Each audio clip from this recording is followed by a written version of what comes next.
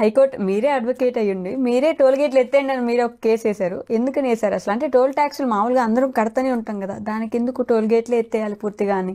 Yes, ఎందుకంటే ఈరోజు వ్యవస్థ ఏ విధంగా ఉంటుంది అంటే, ఇప్పుడు మనకు తరచూ కూడా సమాజంలో మోసాలు ఏ విధంగా జరుగుతాయి, ఓకే, ఏ విధంగా ప్రజలు అప్రమత్తంగా ఉండాలి అని చెప్పని ప్రభుత్వం వారు ఎస్ఎంఎస్ల ద్వారా, కాలర్స్ ట్యూన్స్ ద్వారా ఎప్పటికప్పుడు ప్రజల్ని అప్రమత్తం చేస్తూనే ఉంటారు. పేపర్లో యాడ్స్, టీవీల్లో యాడ్స్, ఇవన్నీ కూడా చేస్తూనే ఉంటారు.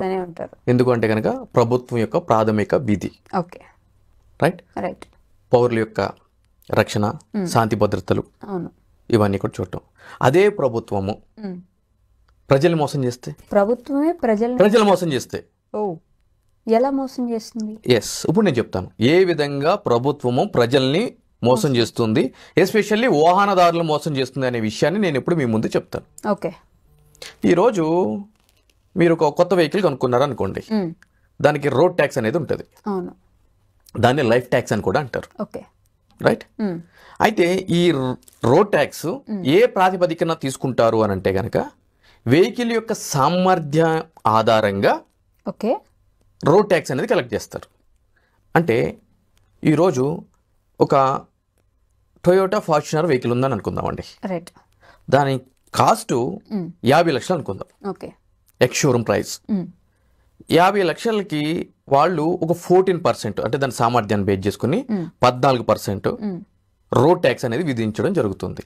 అంటే దాని అర్థం ఏంటి అని అంటే కనుక, ఆ యొక్క వెహికల్ సామర్థ్యము గంటకి 220 కిలోమీటర్లకు మించి వెళ్ళగల ఇంజిన్ సామర్థ్యం, సిసి అంటారు దాన్ని, సామర్థ్యం ఆ యొక్క వెహికల్కి ఉంది. కాబట్టి ఆ వెహికల్ మా రోడ్డు మీద జీవితకాలం తిరగడానికి మేము విధించే పన్నే road tax. Right, clear? So 50 లక్షల దానికి 14% ట్యాక్స్ అంటే అప్రాక్సిమేట్లీ ఎంత అవుతుందండి? 7,50,000 రూపాయలు అవుతుంది అప్రాక్సిమేట్లీ. Okay, right. అంటే 7,50,000 రూపాయలు మనము ఆ యొక్క వెహికల్కి రోడ్ ట్యాక్స్ అనేది పే చేస్తున్నాం. ఎవరికి? ట్రాన్స్పోర్ట్ డిపార్ట్మెంట్కి, నథింగ్ బట్ ప్రభుత్వానికి పే చేస్తున్నాం. రైట్. ఎందుకు? జీవితకాలం మన యొక్క వెహికల్ రోడ్డు మీద తిరగడానికి అందుకు తగిన వసతులు రోడ్లు రాష్ట్ర ప్రభుత్వాలు మనకి కల్పించడానికి వసూలు చేసే ట్యాక్స్. క్లియర్? క్లియర్. డన్. అదే ఒక మారుతి ఆల్టో కారు, ఓకే, ఒక 800 కారు, లేదు అంటే కనుక ఒక వేగనార్ కారు ఓకే మీరు కొన్నారనుకోండి, దాని ఎక్స్ షోరూమ్ ప్రైస్ ఒక 5 లక్షలు ఉందనుకోండి, దాని ఆధారంగా రోడ్ ట్యాక్స్ అనేది వసూలు చేయడం జరుగుతుంది. Okay, right. అంటే 5 లక్షలకి సరే 14% వేసుకున్నాము అని అంటే కనుక అది ఆబ్వియస్లీ ఒక 60,000-70,000 అనేది వసూలు చేస్తాం జరుగుతుంది. ఓకేనా? ఫార్చునర్కి 4 టైర్లు ఉంటాయి, వేగనార్కి 4 టైర్లు ఉంటాయి, కానీ సామర్థ్యం వేరు, రెండు ఒకే రోడ్డు మీద తిరగాలి. సో కాబట్టి సామర్థ్యం అంటే వేగనార్ సామర్థ్యం ఉంటుంది గంటకి ఒక 60 కిలోమీటర్లు 70 కిలోమీటర్లో ప్రయాణించే సామర్థ్యం వెహికల్కి ఉంది. కాబట్టి దాని ఆధారంగా మేము ట్యాక్స్ వసూలు చేస్తున్నాం అని చెప్పని తీసుకుంటా ఉంటారు. That's great.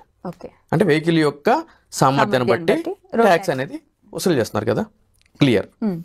Now point for consideration ఏంటంటే, ట్యాక్స్ కడుతున్నాము, మనం మళ్ళీ రిజిస్ట్రేషన్ చేయించుకుంటున్నాము, వెహికల్ రోడ్ల మీద తిప్పుతున్నాము.